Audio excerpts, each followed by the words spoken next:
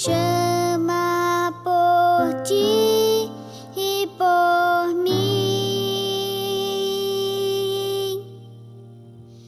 Eis que ele às portas está esperando. Vela por ti e por mim. Vem já,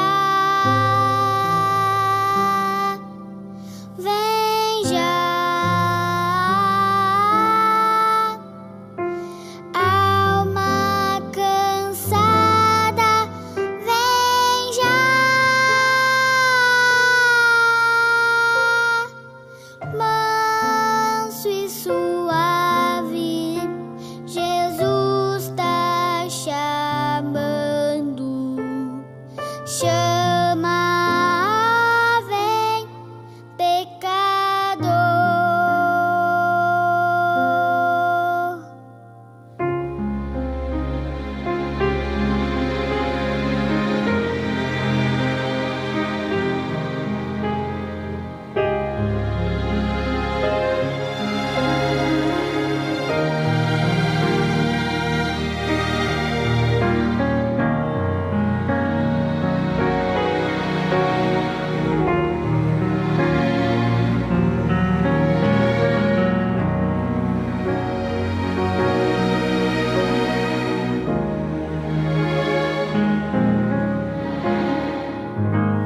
Muito veloz nossa vida se passa, rápida passa por nós. Transes mortais brevemente nos chegam a ti e a mim. Vem já, vem já, alma cansada, vem já, manso e suave, Jesus tá chamando. Chama, ó, vem, pecador.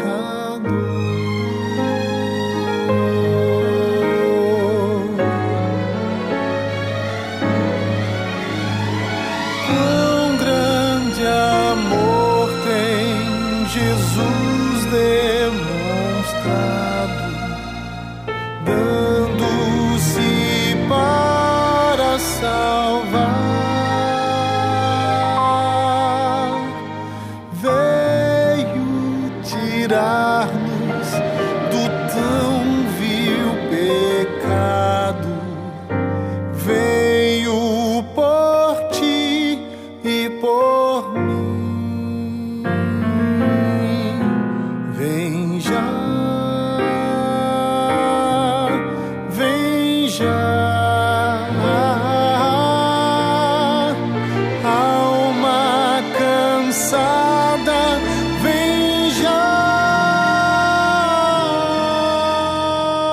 manso e suave, Jesus tá chamando.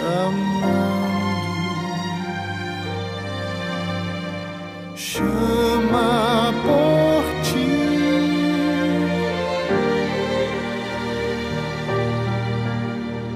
chama, ó, vem,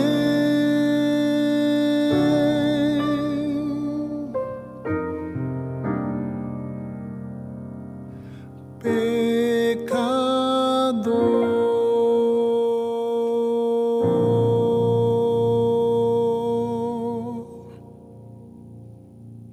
Olá, que bom que você está de novo com a gente nesta semana em que estamos estudando a Palavra de Deus.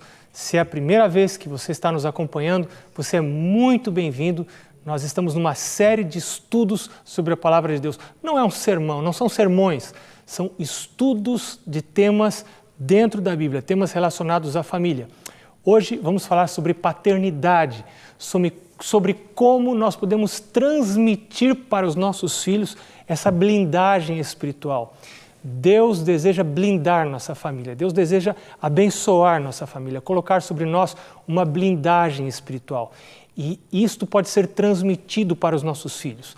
Se você quer saber como, eu quero apresentar para você este livro. Esse livro é Orientação da Criança. Esse livro é muito precioso para mim, porque foi o livro de cabeceira do meu pai e da minha mãe. É um livro muito antigo, foi escrito no século XIX, mas é um livro inspirado por Deus, atualíssimo, com conceitos muito atuais. Eu, minha esposa e eu utilizamos esse livro como base dos conceitos para educarmos as nossas duas filhas. Eu recomendo a você, você pode adquiri-lo através do site que aparece aí na sua tela. E ainda antes de orarmos, eu quero perguntar novamente para você, tenho perguntado todos os dias, como está o culto familiar na sua casa? Está conseguindo fazer o culto da família todos os dias, pela manhã? Já entraram em um acordo, marido, esposa, com os filhos, todos presentes? Essa negociação não é uma coisa fácil, mas é algo que vai mudar a estrutura espiritual da sua casa. Por um lado, parece ser uma coisa tão simples que algumas pessoas a desprezam. Por outro lado, negociar para que toda a família, quando eu digo toda, é toda, todos os filhos, marido e esposa, estejam juntos ao mesmo tempo, nessa vida corrida, pode se tornar em uma coisa muito difícil, mas muito compensadora. Eu recomendo a você que faça todo o empenho da sua vida, disto depende a sua família, para realizar o culto da família. E o culto é muito rápido, deve ser 5 minutos, 7 minutos, mas todos os dias, feriado, verão, inverno, férias, todos os dias. Chame a sua família e reúna para fazer o culto. Nós vamos abrir a Bíblia, a minha já está aberta, no livro de Deuteronômio, lá no Velho Testamento, no começo do Velho Testamento, no capítulo 6, que será o texto com o qual nós vamos começar o estudo da Palavra de Deus de hoje. Mas antes, como nós sempre fazemos, vamos curvar a cabeça e vamos orar a Deus. Senhor Deus, estamos nos aproximando outra vez da Bíblia, a santa Palavra de Deus. Queremos ouvir a Tua voz. Queremos ouvir a voz de Deus acima de vozes humanas, de conceitos humanos. Queremos que esta palavra, viva e eficaz, como espada de 2 gumes, penetre na nossa mente, dividindo a nossa mente, colocando os Teus conceitos dentro dela, colocando as Tuas práticas nas nossas práticas, os Teus conceitos nos nossos conceitos. Queremos aprender a regrar e a viver a nossa vida baseados nesta santa palavra, porque através dela podemos ser protegidos, podemos ser blindados. Nossos filhos verão isto em forma de bênçãos na vida deles também. E hoje, Senhor, vamos estudar sobre como transmitir aos filhos este legado que é a blindagem espiritual. Fica conosco, nos abençoa. Abençoa cada filho, cada filha das pessoas que estão nos acompanhando no estudo da Bíblia agora. Nós pedimos em nome de Jesus. Amém. O primeiro texto que vamos estudar é esse de Deuteronômio capítulo 6. É um texto em que Deus fala para mim que sou pai. Eu tenho 2 filhas, já são adultas, são jovens adultas, mas eu posso me lembrar das várias fases do desenvolvimento delas. Eu tive o privilégio de ver minhas 2 filhas nascerem. Quando nasceu a primeira, eu, pai inexperiente, fiquei tão ali pasmo, parado, que havia levado uma máquina fotográfica para tirar fotos e não tirei foto nenhuma, porque fiquei impressionado em ver aquele milagre de Deus que é o nascimento de uma criança. Pude ver o nascimento acompanhar e ver o nascimento das minhas 2 filhas. É algo maravilhoso. Depois acompanhar o crescimento delas, a infância, a adolescência. É maravilhoso criar filhos, quando o nosso compromisso não está em agradar os filhos, não está em agradar os amigos dos filhos, quando o nosso compromisso não está em agradar os pais dos amigos dos nossos filhos, o nosso compromisso não é nos fazer apenas pais legais, pais agradáveis, mas agradar a Deus. Paternidade é um compromisso, paternidade é uma responsabilidade, é uma séria responsabilidade. Gerar filhos nos torna responsáveis por esses filhos, nos torna responsáveis pelo futuro desses filhos, nos torna responsáveis pelas decisões morais desses filhos. Nós temos que ajudá-los a tomar decisões morais. Um coração de uma criança, o coração de um filho, não é um terreno que deve ser deixado inculto, onde vão nascer ervas daninhas, onde vai nascer picão, onde vai nascer mato, onde vai nascer muita coisa que não presta. É um terreno que deve ser cuidadosamente cultivado, regado. As ervas daninhas devem ser arrancadas uma a uma. E o primeiro trabalho de um pai, diz esse texto da palavra de Deus, é consigo mesmo. O primeiro trabalho de um pai é no seu coração. E vamos ler então agora a palavra de Deus. Diz assim a palavra de Deus, capítulo 6, o verso 5. Amarás, pois, o Senhor teu Deus de todo o teu coração, de toda a tua alma, de toda a tua força. Amar é diferente de fazer, é diferente de cumprir. Deus poderia dizer, cumprirás tudo que tenho te ordenado, mas Deus não está falando para eu cumprir coisa nenhuma. Deus está dizendo para eu ter amor a Deus. Se eu quero que meu filho ame a Deus, eu que sou pai, eu que sou mãe, preciso amar a Deus primeiro. E a gente só ama a Deus quando se relaciona. Aliás, o amor é uma escolha. O amor é uma escolha para se relacionar. Mesmo dentro do casamento, o amor é uma escolha. E falando de comunhão com Deus, amor também é uma escolha. Eu posso me agradar de Deus quando me relaciono com Ele, quando leio a Bíblia, quando reúno a minha família e faço o culto da família, quando vou à igreja com a minha família, quando me envolvo com as coisas de Deus. O amor a Deus cresce. O meu amor para com a minha esposa aumenta quando eu faço caminhadas com ela, quando eu saio para passear com ela pelo menos uma vez por semana, quando eu procuro me deitar junto com ela, ainda que eu não esteja com sono, para poder conversar. Sabe aquela conversinha gostosa, a conversa do travesseiro, que a luz está apagada, você não está mais olhando televisão, porque o seu casamento é mais importante que a televisão, você desligou a TV, você parou de lavar louça, você parou de arrumar a casa, você foi para a cama, não porque está com sono, você foi para a cama para se relacionar, para conversar. O relacionamento cresce não com sexo, com conversa. O sexo é um subproduto de um relacionamento saudável, mas o que precisa vir primeiro é conversa. Você quer amar a Deus, precisa conversar com Deus. E Deus está dizendo aqui para os pais, pai, a primeira coisa que você precisa fazer é amar a Deus de toda a tua alma, de toda a tua força, com todo o teu coração. Depois no verso 6, diz a palavra de Deus, estas coisas que hoje te ordeno estarão em teu coração, estarão no teu coração. Ter a palavra de Deus no coração é algo muito especial. Como que eu coloco a palavra de Deus no meu coração? Meu coração, na linguagem bíblica, é a minha mente. Eu preciso ter a palavra de Deus na minha mente. Para ter na mente, eu preciso ler muitas vezes, eu preciso memorizar. Tanto é que em português existe a palavra decor, que vem de cor, de coração. É saber de coração. É saber de coração. Saber de coração é saber de cor. Quando você memoriza, você sabe de coração. E aqui o texto está dizendo, estas palavras, a palavra de Deus, devem estar no teu coração.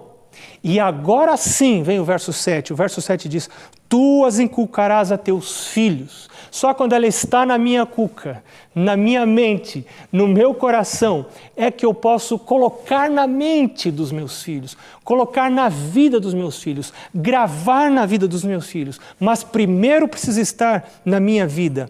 E então diz Deus no verso 7, e delas falarás, assentado em tua casa e andando pelo caminho, e ao deitar-te e ao levantar-te. Deus aqui está falando de rotina, de regularidade. Quando você levanta, fale da palavra de Deus. Isso é o culto da família. Quando você levanta da cama, a primeira coisa que deve acontecer numa casa é o culto da família. Uma casa de Deus, uma casa blindada por Deus, uma casa onde Deus está presente, é uma casa que começa o dia com Deus. Chama os filhos, se reúnem, os cônjuges, os filhos, todo mundo que mora naquela casa. Se tem empregados, chama os empregados. Se tem visita, chama a visita. Se tem sogra, chama a sogra. Se tem cunhado, chama cunhado. Chama todo mundo que está na casa e vem fazer o culto. Ao levantar-te, mas a Bíblia diz também ao deitar-te, é o culto da noite, culto rápido, todos os dias, regularidade, rotina. Mas esse texto também fala sobre buscar a Deus de maneira formal e informal. Diz ali, sentado em tua casa, quando eu me sento para ensinar alguma coisa, eu estou formalmente transmitindo um conhecimento, mas ele diz também ao andar pelo caminho, de maneira informal, quando eu estou viajando, quando eu estou de férias, quando eu estou visitando o zoológico, quando eu estou nos momentos informais que a vida de nós todos tem. Nós devemos falar de Deus. Aliás, esse é um bom momento para falar de Deus para os filhos. Ligar a ideia de Deus às coisas boas que acontecem. Quando o filho ganha um presente, quando o filho vai viajar, quando você leva para passear, quando você mostra a natureza, quando você mostra os animais, fale de Deus. Ligue o coração dos seus filhos às coisas agradáveis que Deus lhes proporciona e diga para os filhos que essas coisas vêm de Deus. O verso 8 e o verso 9 dizem, também as atarás como sinal na tua mão e te serão por frontal entre os teus olhos. Deve haver proximidade até física com a palavra de Deus. O verso 9 diz, e as escreverás nos umbrais de tua casa e nas tuas portas. Está falando de mídia visual. Qual é a mídia visual que tem preponderância, que tem maior influência dentro da sua casa? A Bíblia está dizendo que é a palavra de Deus, que são os conceitos de Deus, que devem ocupar o maior espaço na mídia visual dentro da sua casa. Que tipo de filmes estão entrando na sua casa? Esses filmes estão educando os seus filhos. Que tipo de literatura está entrando na sua casa? Essa literatura está formando a mente dos seus filhos. Que tipo de sites os seus filhos podem navegar? Que tipo de música é escutada dentro da sua casa? É música que pinga, que bate na mente dos seus filhos constantemente os conceitos de vida do mundo ou são os conceitos da palavra de Deus? Eu quero chamar a sua atenção para a história de dois homens. O primeiro deles é Jó, e nós vamos lá ao livro de Jó, onde nós vamos ver a experiência desse homem com respeito aos seus filhos. Como ele fazia para organizar a sua vida em família. Diz assim no capítulo 1 de Jó, no verso 1. Vamos ler juntos. Havia um homem na terra de Uz, cujo nome era Jó. Veja o que diz, um homem íntegro e reto, temente a Deus e que se desviava do mal. Jó tinha uma experiência genuína com Deus.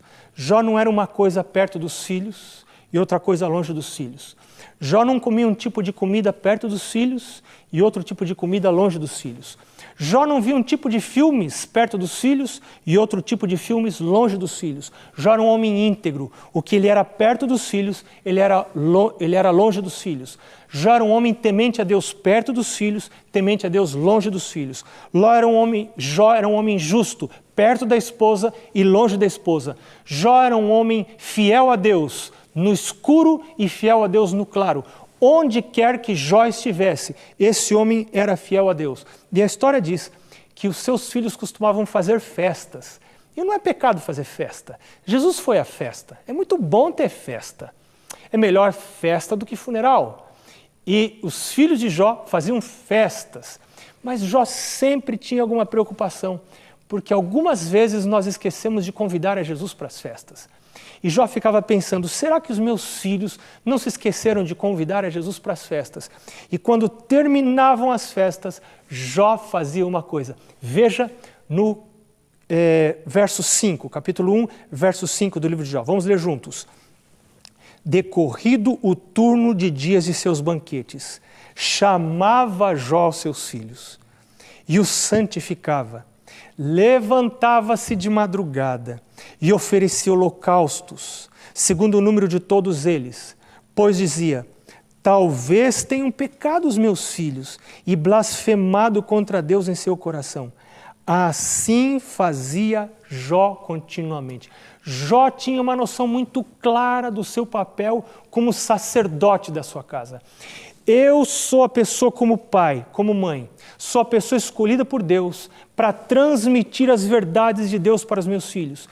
Eu preciso estar constantemente preocupado pela salvação dos meus filhos, pela condição espiritual dos meus filhos.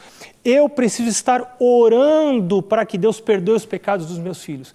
Eu preciso chamar os meus filhos para o culto da família. Jó chamava os seus filhos e a Bíblia diz que ele os santificava.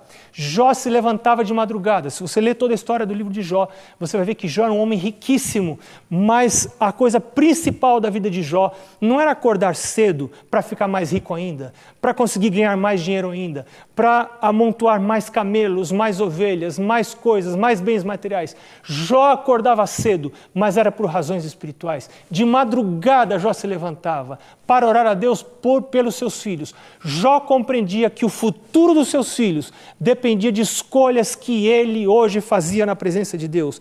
E ele oferecia holocaustos por cada um dos seus filhos e se preocupava pelos pecados. Talvez eles tenham pecados em seu coração. E o final desse texto, verso 5, diz assim: assim fazia Jó continuamente. Havia regularidade. Jó não era um tipo de homem que desistia de um filho. Jó não era o tipo de homem que dizia para um filho: eu não vou fazer mais nada com você, você não tem conserto, você não tem jeito. Jó era um homem que foi um homem que decidiu lutar pela vida espiritual dos seus filhos. E o resultado disso a gente vê no verso 10, quando o próprio Satanás, o próprio adversário de Deus, depois de um diálogo que eles tiveram, reconhece que Jó estava cercado por uma blindagem espiritual. E blindagem espiritual é muito mais do que blindagem física. O próprio Satanás reconhece, no verso 10, dizendo para Deus: acaso não a cercaste com sebe? A ele, veja bem, número 1, a ele, número 2, a sua casa, número 3, e a tudo que tem. E a obra de suas mãos abençoaste, e os seus bens se multiplicaram na terra.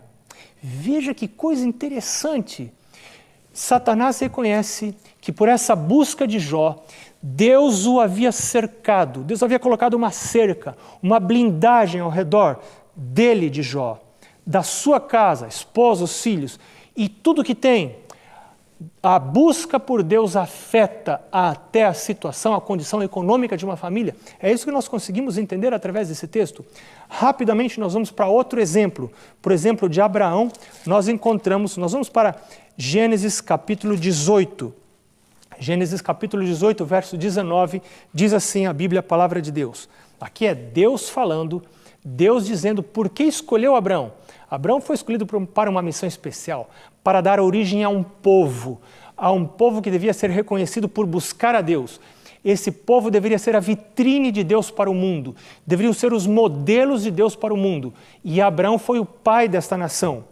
E por que Abraão foi escolhido? Verso 19 diz: porque eu o escolhi para que ordene a seus filhos e a sua casa depois dele, a fim de que guardem o caminho do Senhor.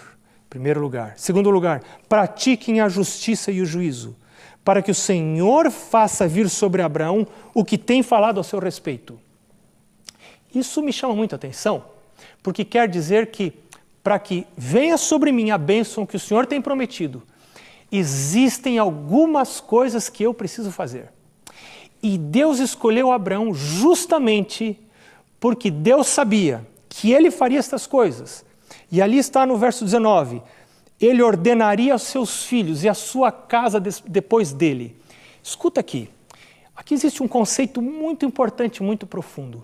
Salvação é algo transgeracional. Salvação é algo que tem que transcender a minha geração. Precisa ir além da minha geração. Não basta eu ter um relacionamento com Deus. Não basta eu levar meus filhos à igreja e deixar que eles fiquem brincando durante o culto, sem prestar atenção no culto, correndo pelos corredores, ou durante o culto da família que eles estejam desatentos. Eu preciso dar a minha vida, se preciso for, para incluir meus filhos no plano que Deus fez para a minha vida. O plano que Deus fez para mim inclui minhas filhas, inclui minha esposa, inclui minha família. E Deus diz aqui, eu escolhi Abraão para que ele ordene a sua casa depois dele. Ordenar é por ordem, é por princípios, é por regras, é ter atividades que me levem para um certo destino, previamente planejado. Deus disse, eu sei que Abraão vai fazer isso, por isso eu escolhi. Que coisas fazia Abraão? Rapidamente a gente pode pensar em 3 coisas que é a história de Abraão, que gasta uma boa parte do livro de Gênesis. Vários capítulos do livro de Gênesis falam sobre a história de Abraão. Você encontra ali algumas coisas, entre elas, Abraão era um construtor de altares. E para que Abraão construiu altares? 5 vezes aparece a palavra altar, referindo-se a Abraão como sendo o construtor. Ele construía altar onde quer que ele chegasse, porque com os altares ele fazia o culto da família. Abraão também invocava o Senhor, ele buscava a Deus, ele estava comprometido com a busca de Deus. Uma outra coisa que Abraão fazia era devolver o dízimo. Ele queria que seus filhos soubessem que ele devolvia o dízimo. E a Bíblia relata a devolução do dízimo feita por Abraão. Porque quando eu devolvo o dízimo, a pessoa, para devolver o dízimo, tem que reconhecer que Deus existe. Tem que reconhecer que Deus é proprietário de tudo. Quando eu não devolvo o dízimo, eu estou dizendo para mim mesmo e para os anjos que me contemplam, eu não creio que Deus existe. Eu não creio que Deus me sustenta. Eu não creio que Deus tem poder de cuidar da minha casa. Por isso, eu mesmo preciso cuidar. Eu preciso cuidar do dinheiro, porque o dinheiro é meu. Quando eu devolvo o dízimo, eu estou dizendo, tudo que está nas minhas mãos é de Deus. Deus é o dono, Deus é o possuidor de tudo. E isso fazia Abraão. Abraão devolvia o dízimo. E uma terceira coisa muito interessante que me chama a atenção. Abraão chegou ao ponto de, pelo mandado de Deus, dedicar o filho como sacrifício, como oferta. Essa é uma história longa, nós não temos tempo para entrar nela. Mas Deus começa a atuar quando eu estou disposto a entregar os meus filhos como sacrifício a Deus. Meu filho, você vai trabalhar para Deus. Meu filho, eu quero dedicar você para Deus. Eu quero que você seja um servo de Deus. Eu conheço algumas famílias em que os pais preparam os filhos para servirem a Deus. Desde pequenos, os pais dedicam os filhos para a obra de Deus. Não precisam trabalhar na igreja, ganhar o seu salário como obreiros, mas seja qual for a atividade que desempenhem, essa atividade é apenas secundária, porque a primeira atividade dessas pessoas que foram educadas nisso é servir ao Senhor, trabalhar para o Senhor. Quando esta é a visão de um pai, quando um pai educa um filho dessa maneira, Deus opera na vida desta família. Eu quero chamar você para ler comigo ainda o último texto de hoje, que se encontra no livro de Malaquias. Malaquias capítulo 4, os versos 4 e 5. Eis que eu vos enviarei o profeta Elias, antes que venha o grande e terrível dia do Senhor. Ele converterá o coração dos pais aos filhos e o coração dos filhos a seus pais, para que eu não venha e fira a terra com maldição. Nós sabemos pelo estudo das profecias que a volta de Jesus está muito próxima. E aqui existe uma profecia muito especial para pais. Deus diz que enviaria um poder, uma força antes de vir esse dia do Senhor, o grande e terrível dia do Senhor. E esta força converteria o coração dos pais aos filhos e dos filhos a seus pais. Pode ser que eu esteja falando a um pai, a uma mãe, cujo coração esteja longe, alienado dos filhos, esteja distante, já tenha desistido de filhos, já esteja afastado dos filhos, já não liga mais para o que os filhos fazem ou não fazem, perdeu o controle completamente dos filhos. Eu quero me dirigir a você. E quero orar com você, porque o nosso Deus é um Deus que restaura relacionamentos. O nosso Deus é um Deus que restaura famílias. O nosso Deus é poderoso para restaurar filhos. Ele pode fazer aquilo que nós já não podemos mais fazer. Ele tem forças para fazer aquilo que as nossas forças não conseguem mais cumprir. O Senhor é poderoso, não há impossíveis em suas promessas. E a palavra de Deus diz, tudo posso naquele que me fortalece.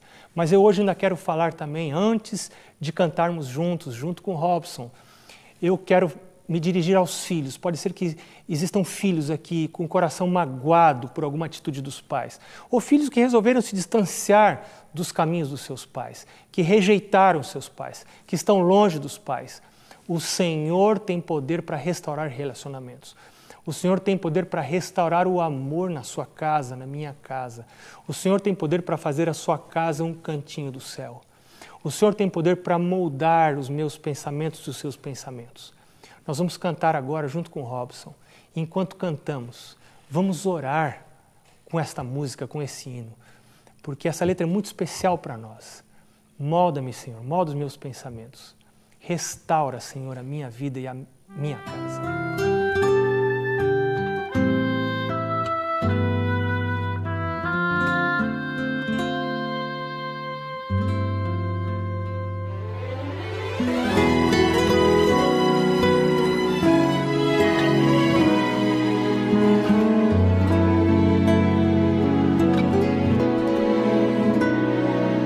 Restaura, Senhor, o amor em meu lar. Restaura.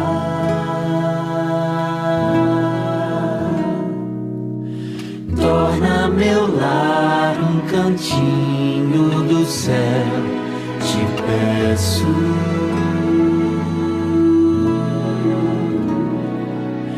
Molda-me os pensamentos.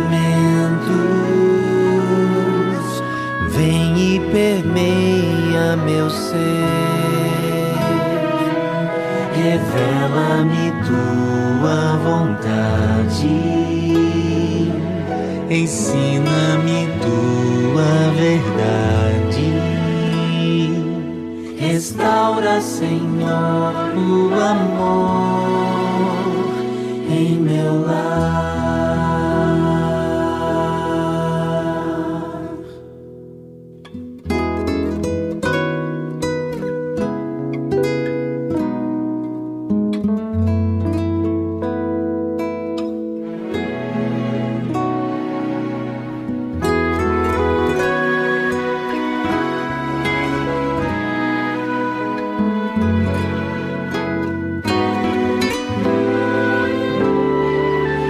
Restaura, Senhor, o amor em meu lar. Restaura.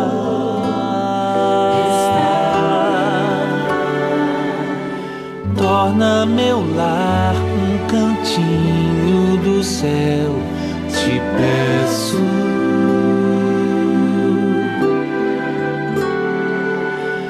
Molda-me os pensamentos.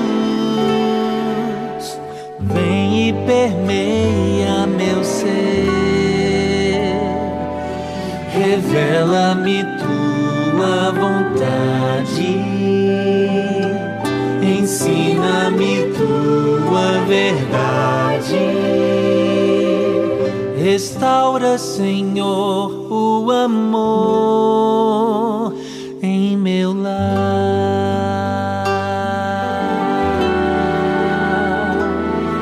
Restaura, Senhor, o amor em meu lar.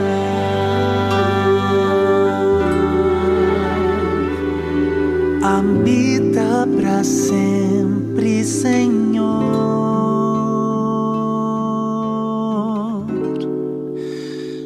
em meu lar.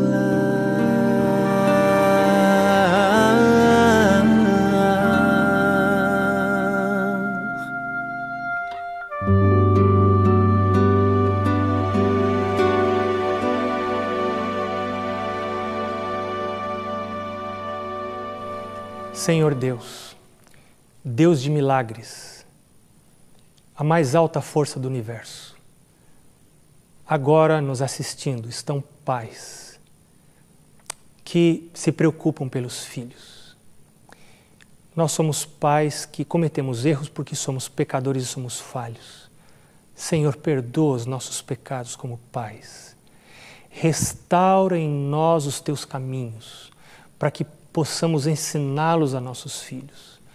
Ajuda-nos a não desistir de nenhum dos nossos filhos, mas a fazermos como Jó, como Abraão. Senhor, aqui também estão filhos. Filhos que têm tido dificuldades em relação aos seus pais.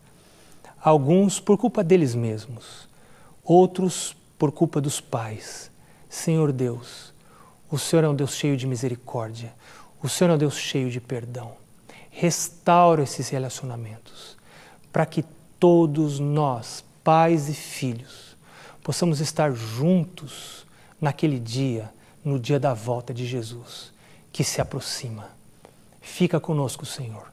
Perdoa, purifica, santifica, restaura. Nós pedimos em nome de Jesus. Amém.